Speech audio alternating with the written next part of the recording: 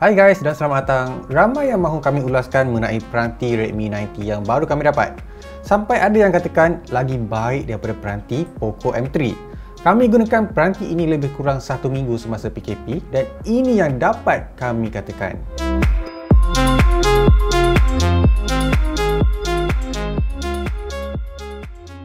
Peranti ini sebenarnya jatuh dalam kategori peranti bawah RM600. Bagi menggambarkan kenapa kami mengatakan ini adalah satu tanda harga yang baik, masih ada lagi peranti kelas pemula yang harganya jauh lebih tinggi daripada ini dengan prestasi yang agak teruk bagi kami. Makanya ia telah mengganggu market penjualan peranti kelas permulaan.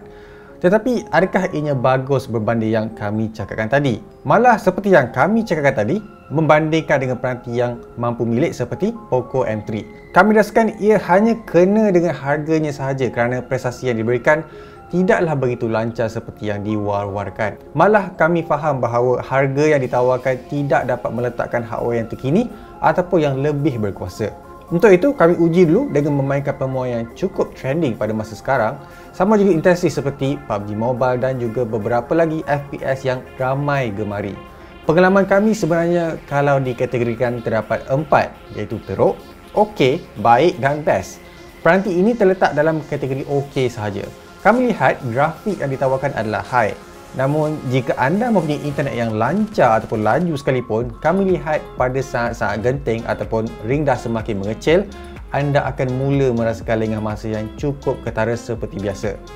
Sentuhan skrin yang cukup tepat, tiada masalah untuk memfokuskan kepada pihak musuh apabila menggunakan skop yang jauh. Bermain dalam jangka masa kurang 2 jam juga tidak dapat rasakan sebarang haba yang melampau, malah dapat kami katakan suam-suam selesa ataupun suam-suam suku sahaja. Sekarang kita akan bercakap mengenai penggunaan harian biasa pula. Seperti adakah peranti ini cukup bagus untuk menghadapi segala tugasan yang kami berikan? Secara asasnya, ya. Kami berjaya sambungkan dengan jam tangan pintar, membuat mirroring pada televisyen. Penggunaan Bluetooth tidak mendatangkan sebarang masalah. Semuanya dapat dilakukan dengan cukup mudah dan juga lancar. Namun, ia tidaklah didatangkan dengan sistem operasi terkini MIUI 12.5 dan setakat ini ia hanya untuk peranti kelas mercu sahaja seperti Xiaomi Mi 11. Akan tetapi bukan bermaksud anda tidak akan mempunyai pengalaman sebaik itu. Sebagai contoh, penggunaan aplikasi yang tersedia akan juga berfungsi dengan baik sekali termasuk aplikasi pihak ketiga seperti Twitter, Facebook dan juga sistem Google yang anda sangat selalu sayang dan juga guna. Jika anda memainkan pemuah yang menyokong UI gaming yang disertakan, di sini terdapat pelbagai pilihan malah informasi yang anda mahu lihat seperti kadar penggunaan CPU dan grafik ketika itu. Malah paling digemari apabila dapat melihat kadar FPS yang anda dapat apabila memainkan pemuah tersebut. Seperti di sini kami dapat mengekalkan kadar FPS 30, tetapi pada hemat kami ia agak kurang tepat disebabkan kami menguji berdasarkan mata kami sendiri daripada hanya berdasarkan data yang diberikan sahaja. Terus kita akan beralih kepada sistem kamera yang diberikan di sini. Redmi 90 boleh dikatakan mempunyai kelebihan 4 kamera berbanding ada pada peranti Poco M3.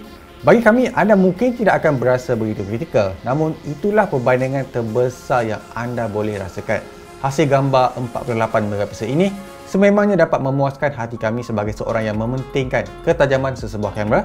Distortion yang boleh kami katakan hampir tiada dan sudah tentunya fokus terasa pantas sahaja mengesan subjek di hadapan kamera.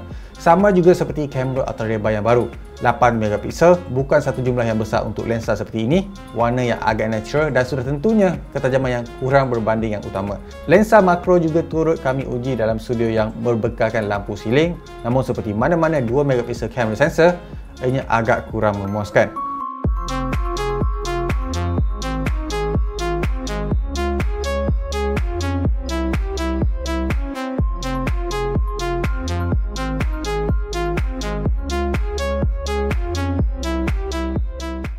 Perkara yang kami rasakan Xiaomi ini bagus tetapi tidak cukup memuaskan adalah security yang ditawarkan, di mana imbasan cap jari pada bahagian kanan berfungsi dengan baik sekali menyangkuti peranti. Cumanya, tidak balas peranti kurang cukup memuaskan kerana anda dapat lihat ia agak lambat untuk menghidupkan dan membuka peranti untuk anda. Sama juga untuk imbasan wajah yang mereka sertakan di sini.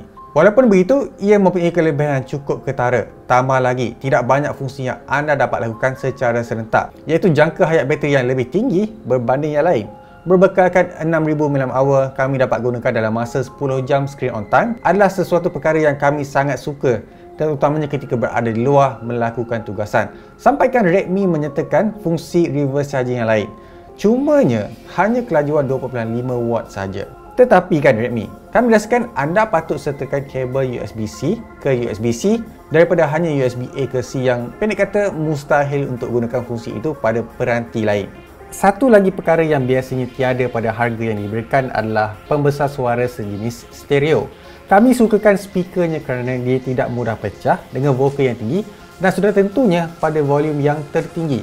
Kuat itu sememangnya dapat rasakan. Kelemahannya di sini adalah seperti mana-mana pembesar suara kompak, sound separation yang lemah, bunyi drum yang cukup lemah dan tiada dentuman yang best. Bagi mereka yang mementingkan penggunaan GPS terbina, usah risau di mana kami rasakan sistem mereka juga turut terasa pantas dan tepat ketika membuat navigasi setempat. Namun jika mempunyai banyak flyover, kami faham anda masih lagi dapat lihat sela masa yang agak ketara.